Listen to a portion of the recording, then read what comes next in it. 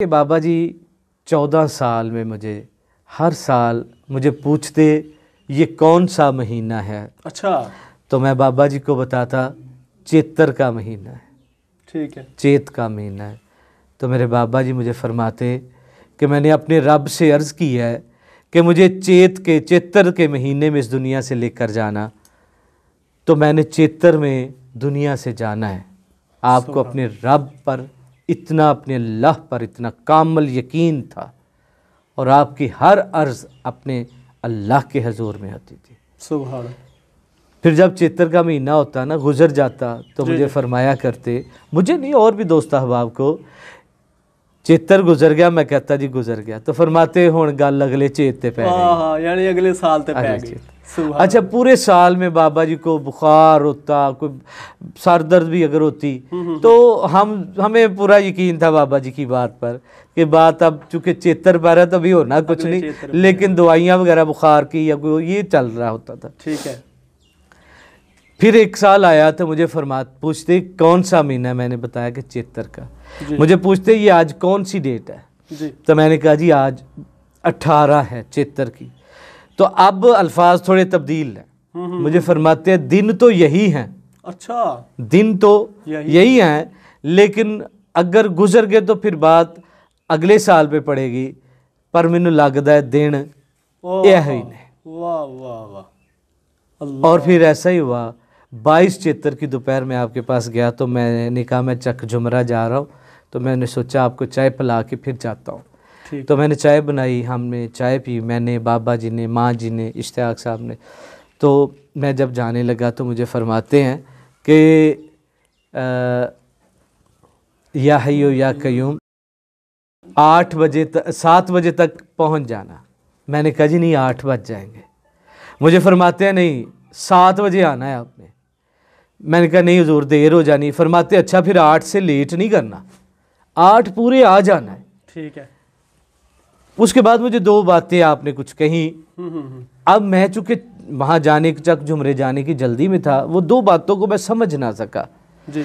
अब मैं वहाँ से 7:45 अपने मरकज़ पे आया हूँ। आके भी मैं लेटा हूँ, मुझे फ़ोन आया कि बाबा जी की तबीयत नासाज है। तो वो सारी बातें यकदम मेरे जहन में आ गई। मैंने कहा इश्तियाक उठ भागिए, अल्लाह के वली का ये तो वसाल होना है। मैंने वज़ू जल्दी से इश्तियाक साहब के जल्दी चलो, मैंने कहा नहीं वज़ू बना लो पहले। मैंने वज़ू बनाया, हम भागते हुए गए तो वाकई वो बाबा जी का आखिरी लम्हात थे। फिर मैंने बाबा जी के माथे को चूमा, उनकी आँखों को चूमा। जो वक़्त आया फिर चंद 15-20 मिनट जो हैं वो मैंने अपने बाबा जी के साथ गुजारे। और फिर आखिरी लम्हे में आपके जो हाथ थे, मुझे फरमाया करते थे बाबा जी कि मैंने जब इस दुनिया से रुखसत होना है तो मेरे मुर्शद कामल तशरीफ़ लाएंगे और मेरी अगले जहां में हाज़िरी हो जाएगी। तो बाबा जी के जो सीधे हाथ थे 2 बंदों ने पकड़ के बैठे थे, आपने छुड़वाए और बाबा जी ने अपने ऐसे जैसे हम नमाज के लिए हाथ जो है बांधते हैं उन्होंने बांध दिए और मैंने पढ़ा इन्ना लिल्लाही व इन्ना अलैहि राजिऊन। बाबा जी की अगले जहां में हाज़िरी हो गई हैं।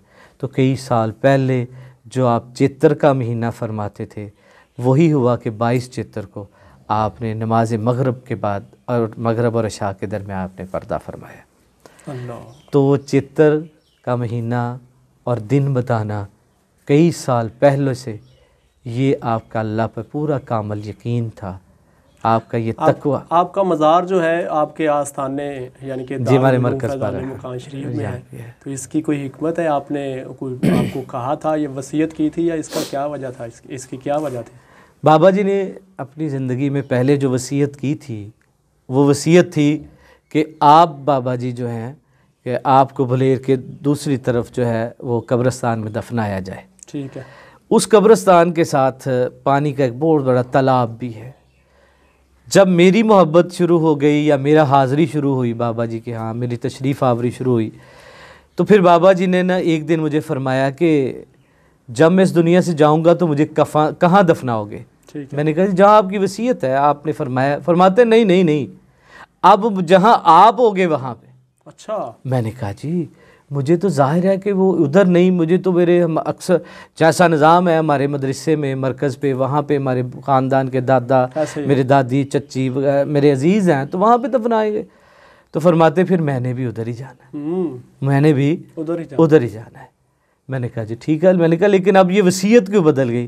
फरमाते अब आपसे प्यार हो गया, अब मैं आपके साथ रहना चाहता हूँ। ये उनकी मुझसे मोहब्बत थी।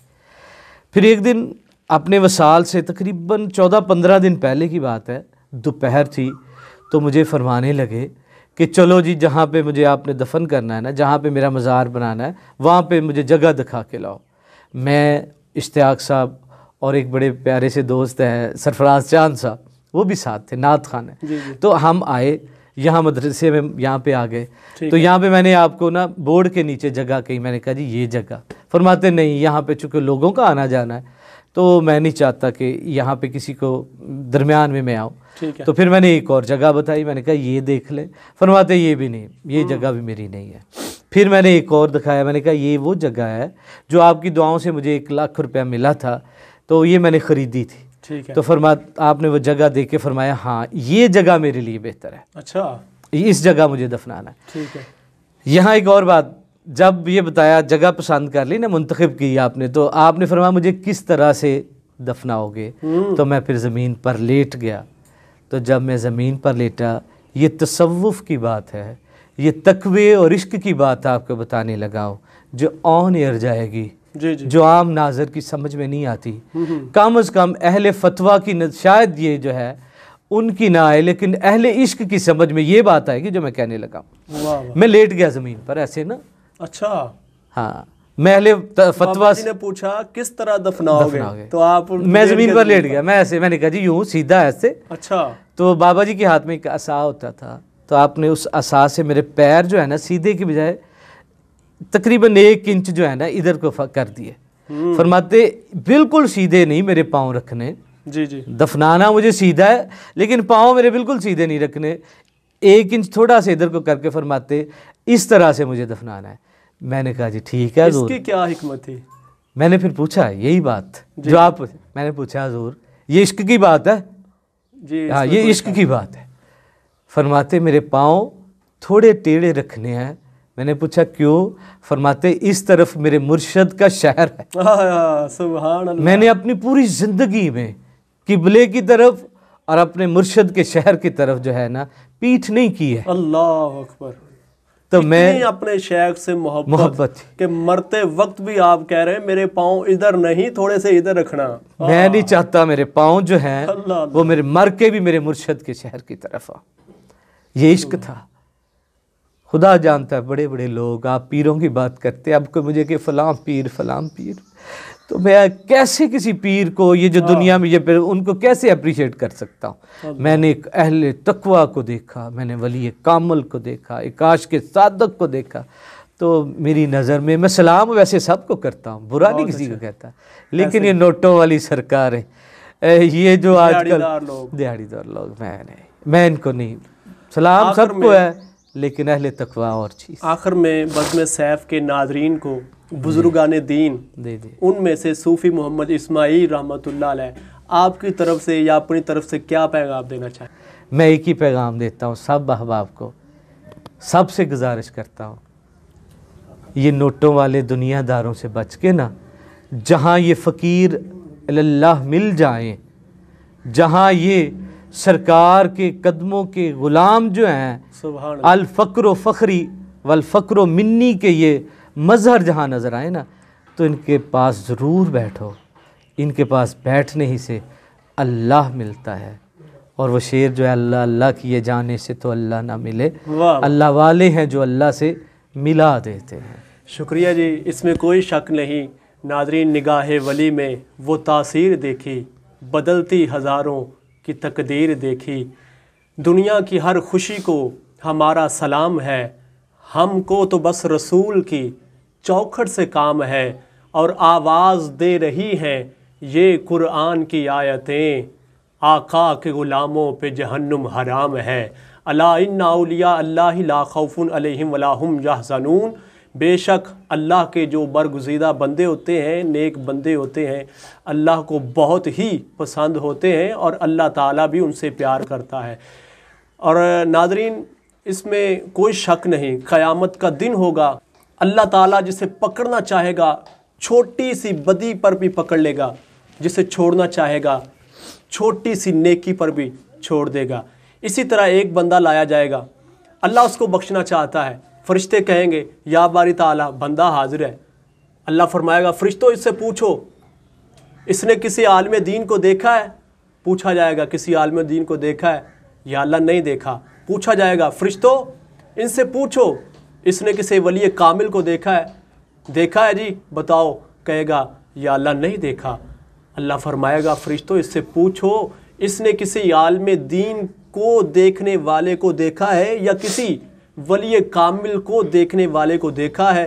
तो कहेगा हाँ या अल्लाह फ़लाँ बंदे को देखा है, वो फ़लाँ वली कामिल के पास बैठा करता था, मैं अक्सर उससे मिलता था और उसको देखा भी है। अल्लाह फरमाएगा जा फिर उस नेक बंदे के देखने के वाले के सदक़े मैंने आपको बख्श दिया है। माशाअल्लाह। आमीन। नादरीन, औलिया किराम के पास बैठना सवाब है, इसमें कोई शक नहीं। औलिया किराम के पास जाएं, वहाँ बैठें, फ़यूज़ व बरक़ात भी हासिल करें। उम्मीद है आज की ये वीडियो, आज की ये महफ़िल बज़म आपको बहुत ही पसंद आई होगी। पसंद आई है तो दोस्तों में ज़्यादा से ज़्यादा शेयर कीजिए। शुक्रिया। मिलते हैं एक नई वीडियो के साथ जल्द ही। उतनी देर के लिए इजाज़त दीजिए। अल्लाह हाफ़िज़।